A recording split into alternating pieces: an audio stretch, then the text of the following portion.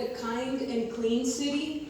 And I don't know if we're really kind, there's a lot of shooting going on, but we are for sure clean. You walk down the streets and it's kind of like this town. The streets are pretty clean, the sidewalks are really clean, and then God gave me the privilege and honor to move to Pachuca.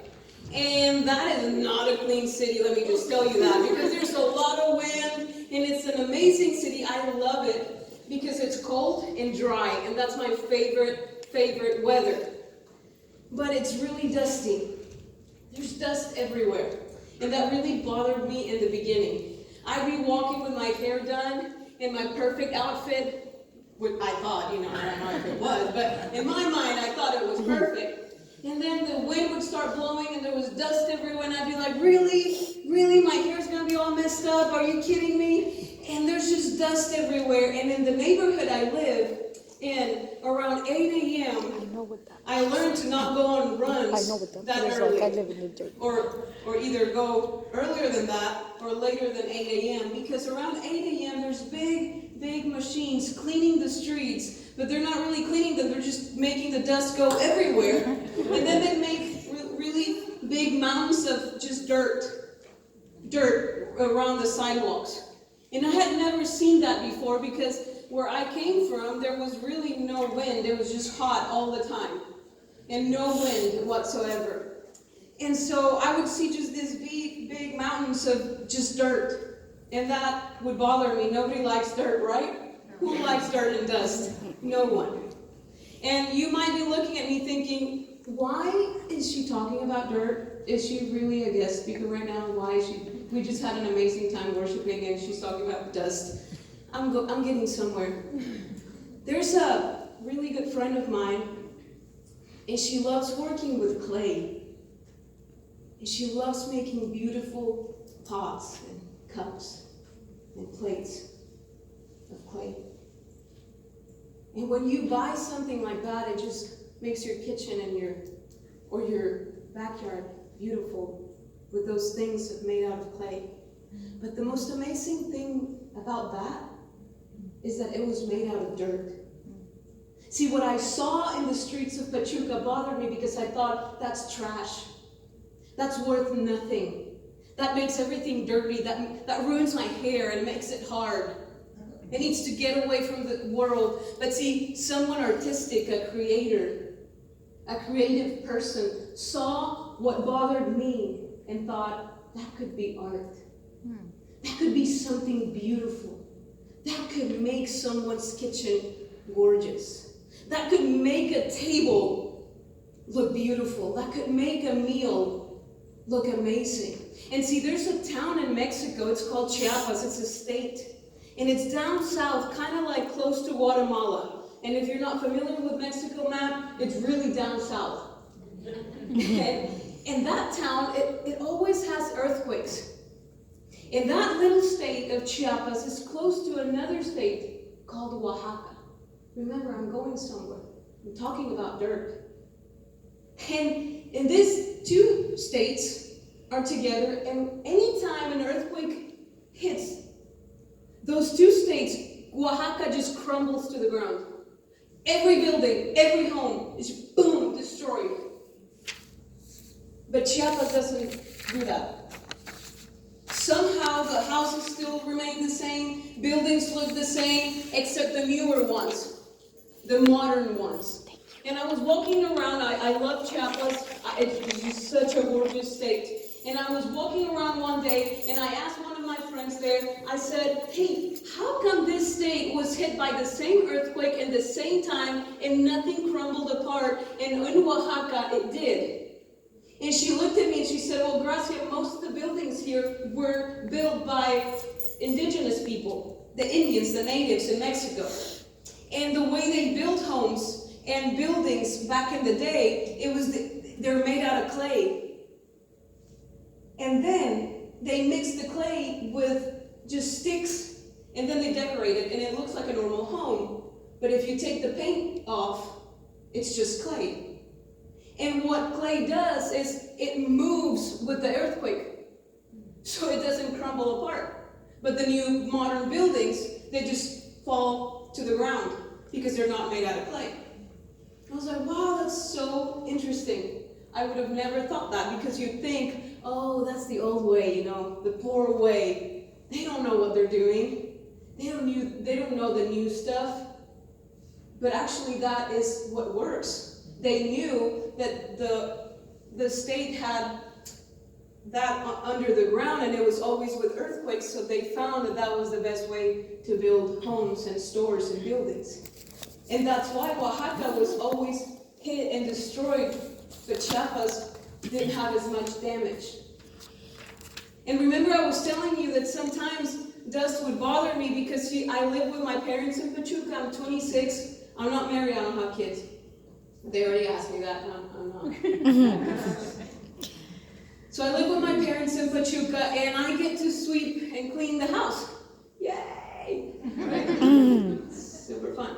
And it's not fun in Pachuca because I'm constantly having to dust it off and sweep all the time because of the dust. And one time when I was telling you that I was so bothered because I was going somewhere, my hair got all messed up, and then I had to come home and I had already swept and I had to do it again because of the dirt. And as I was complaining in my mind, the Lord started speaking to me, and I want you to come with me to Isaiah 64.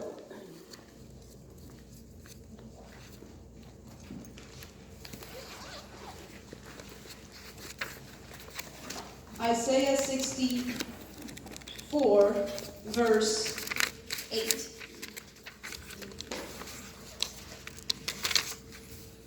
And yet, O Lord, you are our Father, and we are the clay, and you are the potter, and we all are formed by your hand.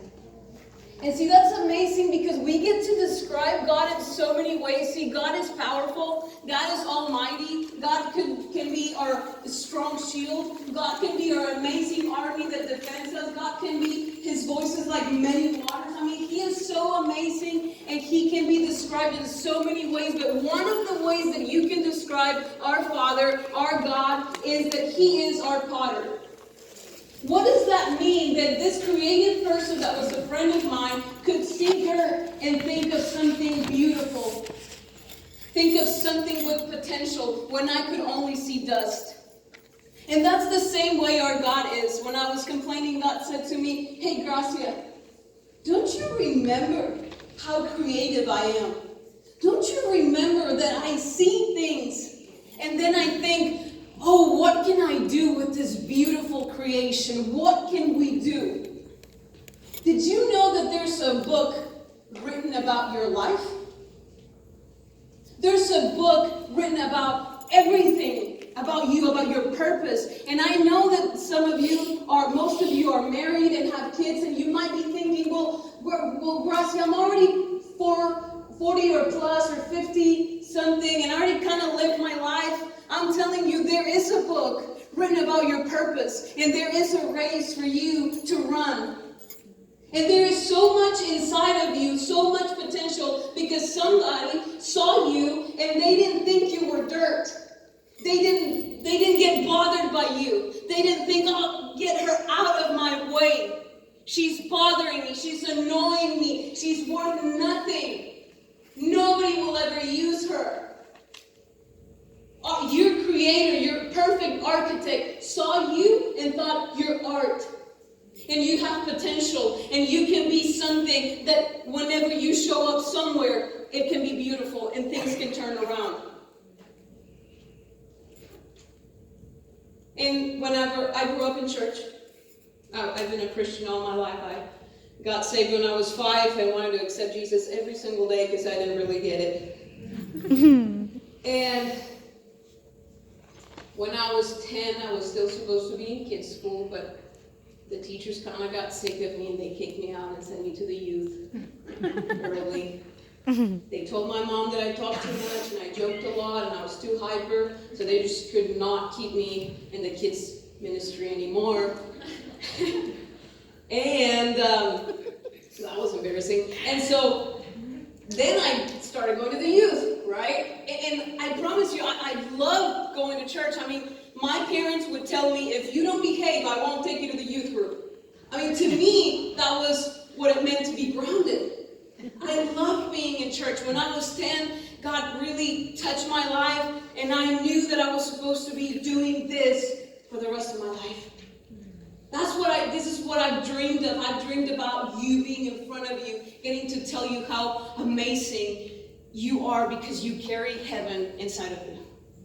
Amen. And this is what I wanted to do, but I was just too hyper and I joked a lot, so people got annoyed. Okay? I don't know where they got from. I think they're lying. I just thought they were lying. There's just no way I was like that. It's a joke, you can laugh. Anyway, so the youth, okay, they kicked me out too. Okay, I talked a lot, and the youth leader was like, interrupted her sermon and was like, Gracia, and this other little boy, and we were like the same person. Now he's the worship leader, but in the church. But back then we were like the same person, just him as a guy, me as a girl. They were like, Alan and Gracia, get out. And don't come back. Oh my God. And laughing, and we just had to get out. So I thought, I'm never gonna be nobody. I mean, to get kicked out of kids ministry and then youth, that's pretty bad. It's never gonna happen. And the whole time, when I started feeling like, there's no way, God, I think you made a mistake when I was 10. Remember that time, God, when you really touched me and you told me that I was going to travel all over and that I was going to share the good news of the gospel and that I was going to get to see people set free. I think that I made a mistake. I don't think I heard you. Because obviously I wasn't going to tell God that he made a mistake. But I did. And I said, I think that I messed up, God, and I'm just going to be a doctor or a lawyer. If I talk a lot, maybe I could be a really good lawyer, God. I can make people dizzy because I'm talking too much, and then I'll win the case. I'll be rich. I'll be successful, God. And I started forgetting about my dream, but see, the whole time, the potter was like, oh, that's cute. That's cute that she thinks that. And I'm thinking, no, God, I'm gonna go this way, and I'm gonna try to figure it out. Nothing is gonna work out. And I already messed up, God. I'm too hyper. I talk too much. I joke too much. I'm never gonna get to where you told me I was gonna get. I don't even have the money. My mom kept telling me, we don't have money to send you to Bible school. Chill out. You're too young to go to the world. Calm down. Anytime I touched the subject of that I was called to ministry, my mom would get so mad. No, you're not going to go. And the whole time I kept thinking, okay, God, I'm going to be a lawyer. I'm going to be rich. And maybe I can go to Spain and do 6 months over there. I was already planning my life. And the whole time, the potter was pouring more water. See, the Holy Spirit is water. Living water. He kept pouring water and saying, no, you're not. I'm still forming you. And it's going to be beautiful, and it's going to be great, and then you're going to let heaven out because that is what is inside of you. So, years later, I run into my youth leaders at a conference where I was preaching at. And I saw them, and I was like, because the last time I saw them, I ruined a birthday party, okay? So it was somebody's birthday party, and I brought eggs and flour, and I don't know why I thought it would be a good idea to throw eggs and flour at the birthday person. I ruined their living room. It was so bad. Everyone laughed. I mean, they were having a good time, but the owners, meaning the youth leaders, were not. I was not too young. I mean, I was like 14, so it was not like a kid doing it. You know, I had a mind already. And I saw them, and I was like, I don't want to say hi to them. I did not want to say hi to them at all. And I was like, they're not going to receive from me. This is it. I can't even look at them when I preach. What am I going to do? God, I'm so sorry. And I got up there. God started moving, doing some cool stuff over there, and God did his thing.